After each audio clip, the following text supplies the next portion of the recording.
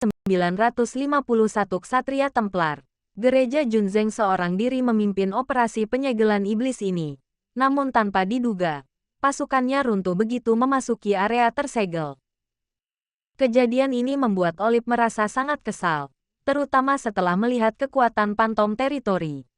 Penyebaran pasukan ini pasti akan membawa kerugian besar bagi pasukan koalisi. Saat ini, mereka bahkan tidak tahu bagaimana menemukan lokasi tim lainnya, apalagi melanjutkan operasi penyegelan.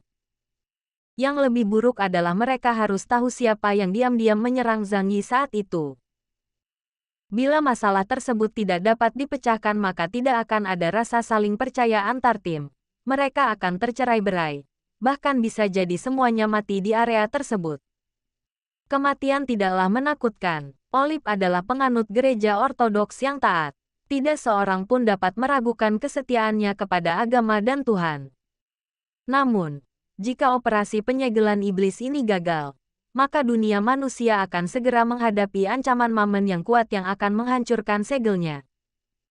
Pada saat itu, tidak akan ada lagi makhluk hidup di dunia manusia yang dapat menghentikannya dari menghancurkan dunia. Seperti halnya peradaban manusia purba pada zaman dahulu kala. Olip memegang pedang suci dan gulungan laut mati, dengan banyak hal dalam pikirannya. Pada saat ini, semak-semak yang tidak jauh mulai bergerak, dan dua tim Ksatria Templar bergegas datang dari kedua sisi. Dua wakil ketua Ksatria Templar, Malaikat Matahari Metaron dan Malaikat Bulan Saril, memimpin para Ksatria kembali ke reruntuhan. Midalen berkata kepada Olip, "Yang mulia Uskup, kami telah mencari di sebagian besar area di sebelah kiri, tetapi kami tidak dapat menemukan jejak alien dari tim lain." Saril juga berkata, "Di sini juga sama, hanya hamparan gurun yang tak berujung. Kami menjelajah ke kanan sejauh puluhan kilometer, tetapi kami tidak dapat menemukan ujung gurun itu." Setelah mendengar ini, Olip menundukkan kepalanya dan berpikir sejenak. Lalu berkata, "Tentu saja kamu tidak dapat menemukan akhirnya. Karena semua yang ada di sini hanyalah mimpi Mammon. Mereka adalah manusia paling sulit yang diciptakan oleh Sang Pencipta. Mereka bahkan secara teoritis memiliki kemampuan untuk merampas kekuasaan Tuhan Yang Maha Esa. Tentu saja, mereka juga dapat menciptakan dunia dengan pikiran mereka sendiri seperti halnya Tuhan Yang Maha Esa."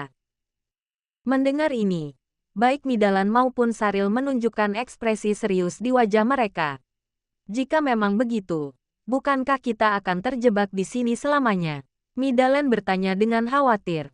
Olip memandang semua orang. Pada saat ini, semua Ksatria Templar sedang menunggu pemimpin ini untuk memberi mereka kepercayaan diri. Olip berkata dengan tegas tanpa ragu-ragu, "Mungkin itu benar di masa lalu. 7 Raja Iblis Neraka memiliki kekuatan untuk melawan Raja Malaikat. Mereka bukanlah sesuatu yang bisa disentuh oleh manusia. Tetapi sekarang, Mammon telah dilukai parah oleh malaikat dan berada dalam keadaan kacau. Jadi mimpinya juga kacau. Kita dapat menemukan jalan keluar dengan mengikuti petunjuk kitab suci." Dia memegang tinggi naskah laut mati di tangannya, memejamkan mata dan berkata, "Bapa Surgawi yang Maha Pengasih, tolong terangi semua kegelapan bagi kami dan tunjukkan kami jalan yang benar." Semua kesatria meletakkan tangan mereka di dada dengan ekspresi hikmat dan berdoa dalam hati. Dan pada saat ini, sebuah lubang besar tiba-tiba muncul di langit, dan sebuah pintu perlahan terbuka. Setelah melihat kejadian ini, beberapa Ksatria Templar berteriak kegirangan, "Sebuah keajaiban! Sebuah keajaiban telah terjadi. Inilah jalan yang telah dituntun oleh Bapa Surgawi untuk kita." Dia menunjuk ke arah pintu di langit, dan yang lainnya mengikuti pandangannya.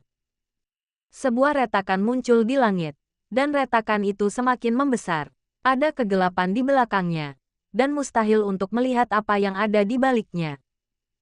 Namun tiba-tiba Olip berteriak, "Itu sama sekali bukan keajaiban. Itu inkarnasi iblis."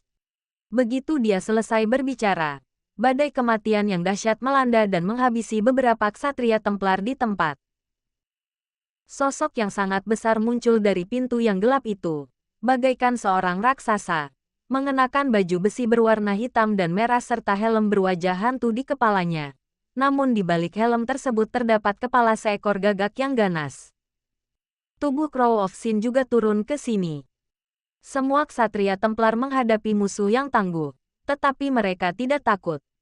Sebaliknya, mereka dengan cepat mengatur diri menjadi 3 baris, membentuk kipas untuk menghalangi Olip dan 2 wakil komandan. Baris depan terdiri dari alien yang ditingkatkan dengan kemampuan pertarungan jarak dekat yang kuat dan kemampuan bertahan, serta memegang berbagai senjata berat. Di tengah adalah mutan tipe pelepasan yang kuat dengan serangan jarak jauh, serta mereka yang memiliki kemampuan khusus yang menggunakan senjata jarak jauh. Di bagian akhir ada alien yang memiliki kemampuan penyembuhan dan berbagai kemampuan memberkati. Ini adalah tim Inhuman terbaik di dunia. Setiap Templar memiliki kemampuan tempur yang sangat kuat, dan ketika mereka digabungkan, mungkin tidak ada pasukan Inhuman di dunia yang dapat dikalahkan oleh mereka. Bahkan saat menghadapi pemimpin gerakan hantu yang sangat kuat, mereka harus bertarung dengan berani.